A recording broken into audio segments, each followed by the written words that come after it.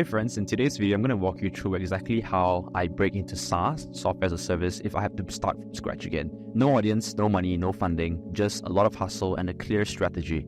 And I know a lot of you watching this may just be starting out or maybe thinking about taking your first leap into SaaS. And honestly, I wish I had someone breaking this down for me when I first got started. So the first thing I do is I would learn high leverage skill that can be monetized quickly.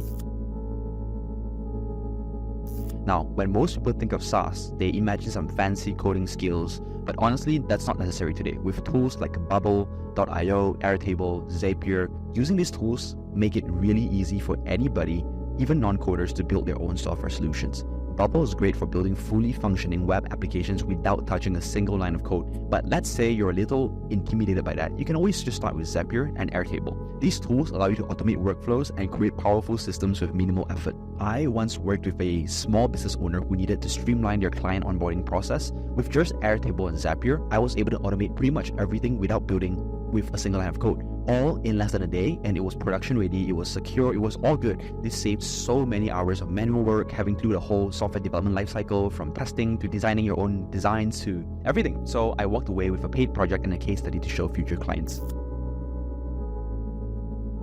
So step 2 would be to build something small that really solves a problem. Now that you've got the skill, the next step is to build something that really solves this problem. And this is crucial because people pay for solutions to their problems, not just for fancy features. When I first started, I wasn't building the next unicorn startup. I wasn't even thinking about it. I focused on solving real simple problems for small businesses. For example, a restaurant was having trouble keeping track of their delivery orders. I used Airtable to create a basic order tracking system for them. It wasn't glamorous, but it worked. They wanted information in terms of the orders that they got, and I got it for them. That's what mattered. So in SaaS, solving a problem, no matter how small, is what gets people paying. So you've built your first mini solution. The third step now is to start freelancing to generate cash flow.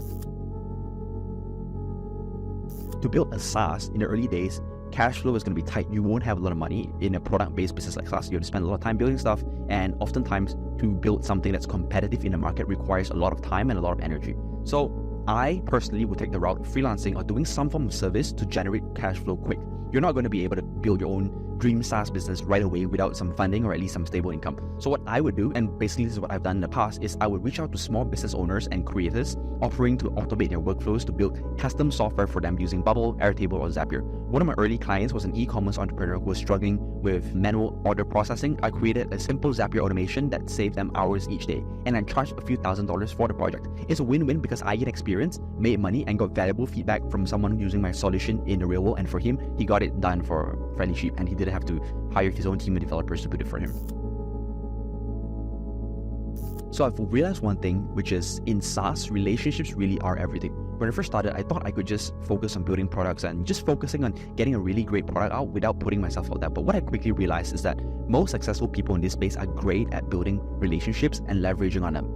I've spent time networking with potential clients, mentors, and even other SaaS builders in the space. And a few years ago, I partnered with a small startup in exchange for some equity rather than cash. And the founder was incredibly smart and passionate, and I knew the product had long-term potential. Over time, the relationship grew and the equity turned into bigger payoff that I would have gotten if I charged upfront. So my advice is this, right? Build relationships, offer help, provide value, and business side will always take care of itself. Whether it's through online communities, social media, or even local meetups, get in front of people and put yourself out there talking to people and building those relationships that are able to help you grow your business without spending too much cash flow, worrying about everything yourself.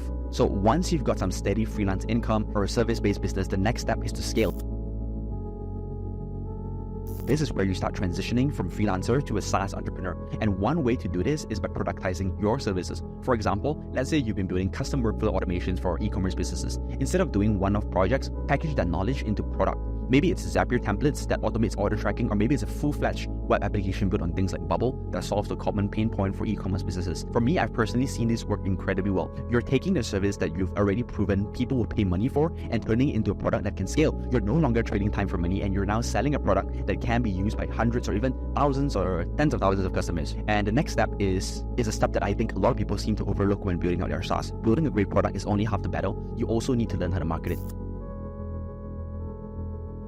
if I had to start from scratch, I'd focus heavily on building an audience, which is what I'm doing right now. I create valuable content around problem I'm solving, and whether it's writing a blog post, creating email newsletters, or sharing tips on LinkedIn, or creating YouTube videos, I would make sure that I'm getting in front of the right audience, because this is something Ali Abdal talks about a lot. Your audience is one of your greatest assets, and it can open so many doors for you. So, for example, for me, sharing my journey building in public right now, sharing my wins and losses in building a tech startup, I am hoping to be able to inspire or motivate or teach or guide someone who was in my position 3 to 5 years ago. If I could add value to this person, this would add a lot of trust that this person will have for me. And in the future, if I have more people following my journey, whatever I launch in the future, I know I have some bunch of traffic and eyeballs that are there seeing the stuff that I post. So when I first started, I completely underestimated the power of content. But after that, I started sharing my journey, my projects, and even my failures. And I noticed, interestingly enough, when I shared my failures and I shared that times are going bad, there are more people who are reaching out to me, asking for advice and looking to collaborate and even offering to pay for my services, which is pretty interesting in my opinion. And the final step here is to diversify your income streams.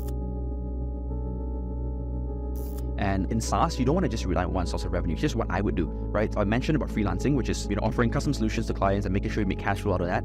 The next one will be to productize your services to turn your freelance offerings into products that can scale. And next thing will be content and education, which is what I'm doing now with Sigma School, which is a coding bootcamp that teaches people how to code and help them get a job in 3 months. What I would do is freelance, productize your services, and go into content and education, which is what I'm doing now. So one of my friends, who also started with no background in coding, built a successful SaaS business after freelancing for a few years. He now runs a venture studio where he builds SaaS products for other founders in exchange for equity.